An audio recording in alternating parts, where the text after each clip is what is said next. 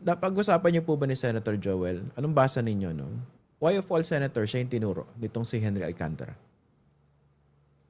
Bakit siya ang itinuro? Opo, why of all senators? Well, pareho silang taga Bulacan. Bulacan.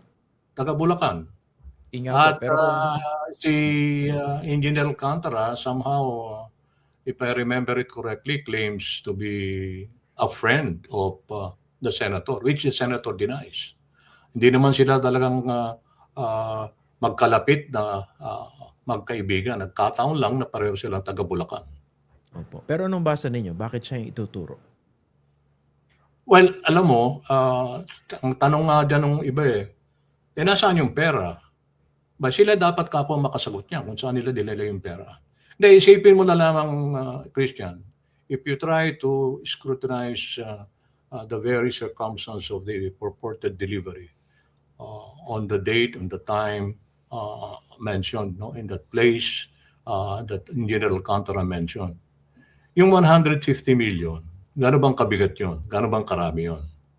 Ang sinasabi ni Engineer Alcantara, nag-iisa siyang nag-deliver. Hindi sinamahan ni JP Mendoza. Dahil si JP Mendoza, hindi pumasok. Nandun lamang siya sa labas ng compound. Alright. Ngayon, mabubuhat ba yung 150 million supposedly, I assume in cash, ni Engineer Alcantara para ipasok doon sa compound, ipasok doon sa container 1 at ibigay doon sa tao na nagngangalang, sabi niya yung nagngangalang mabigat yun Kasi remember, ang aking sinasabi, kung gagawin mong, i-compare mo yung pagsusoli ng pera na 102 million yata in cash by Engineer Alcantara sa Department of Justice, ayon sa kanyang undertaking, commitment sa Department of Justice, 4 na tao ang natatandaan kong nagbuhat noong 102 million papunta nung isinurrender niya yung nasabing pera. So physically impossible for a single person to do that? Correct. At saka 150. circumstances, naka-box ba, naka-bag ba, naka-luggage ba, wala namang sinabing ganung detalye. Wala namang sinabi na nakuha niya ng litrato, kung meron man siyang cellphone na may camera, kinuna niya ba yung pagtanggap, para man sana may corroboration yung sinasabi niya. Wala Hindi niya po yan? Pwede rin po kasi... Oo nga po. I understand. Pero hindi kaya rin yan? Sloppy affidavit. Kumbaga preparation of official accusations. I really do not know. I cannot... I mean, I'm just thinking out loud, no? Kasi pwedeng ganyan yan Pero of course, legally, makikitaan talaga ng butas po yan. Yung isa pa pong punto rito, no? So basically, sinasabi nyo, sa counter affidavit ni Henry Alcantara, dahil may mga denials na siya ron, nag-iba siya ng tono. So basically, this benefits your client, si Senator Joel, dahil parang babagsak yung argument against the senator. Ang tanong ko po rito, no, paano naman re-reconcile yung denial sa counter affidavit ni Henry Alcantara dun sa fact na nagsoli na po siya? Yung as a form of restitution. Totaling 181 million. You're asking me to evaluate the acts of Henry Alcantara. Kung unang itatanong mo doon, saan ba nanggaling 102 million? At meron pang sumunod yatang mahigit 70 million. Yung sinoli niya, 110, tapos 71 million, totaling 181. Okay, that's it. So, saan nanggaling yun? Kaya nga nung tinatanong ako kung saan napunta yung pera, ay sila lamang akong makakasagot niyan. Hindi, ang point ko pa ganito. Talagang sila makakasagot niyan. Pero ang point ko, hindi ko naman sinasabi na dito nang galing yung binayad niya kunwari sa ibang mga senador. I don't know. Ang point ko po rito, kumbaga meron siya admission kasi merong restitution, hindi po ba nagsoli siya ng pera.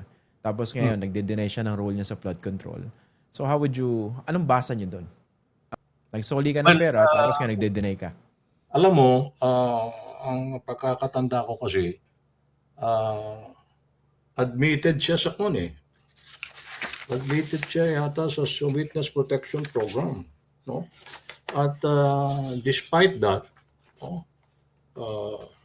meron siyang parang memorandum of agreement that he executed with the Department of Justice to actually help the government in the investigation of the illegal acts concerning flood control projects.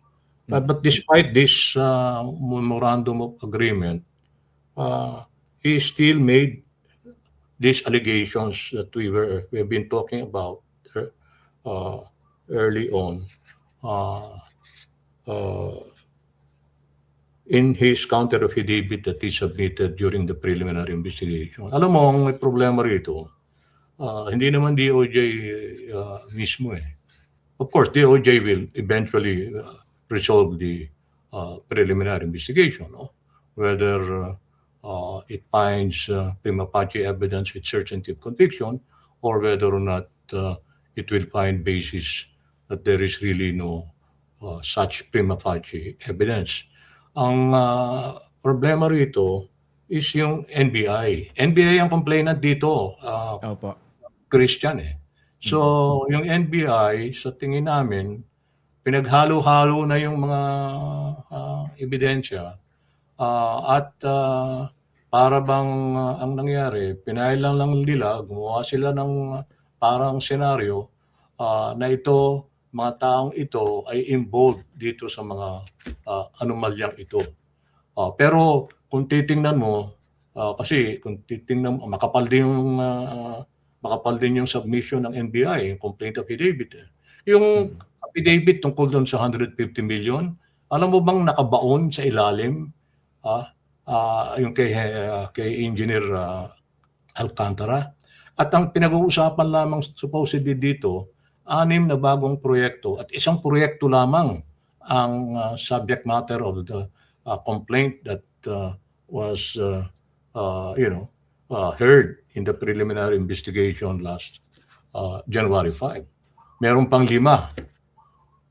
Meron pang 5. Kasi ang gagawin yata ng NBI, if we read their intended actions correctly, iisa-isahin nila per contractor. Ang proponent doon sa nasabing naunang sinagot ng Senator Joel sa counter affidavit niya,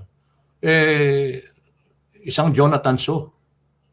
At ang kanyang purported SOP, 1%. Na kinumpute 1%. ninyo rin sa counter affidavit na hindi mag-a-adapt na sa allegation. Tama?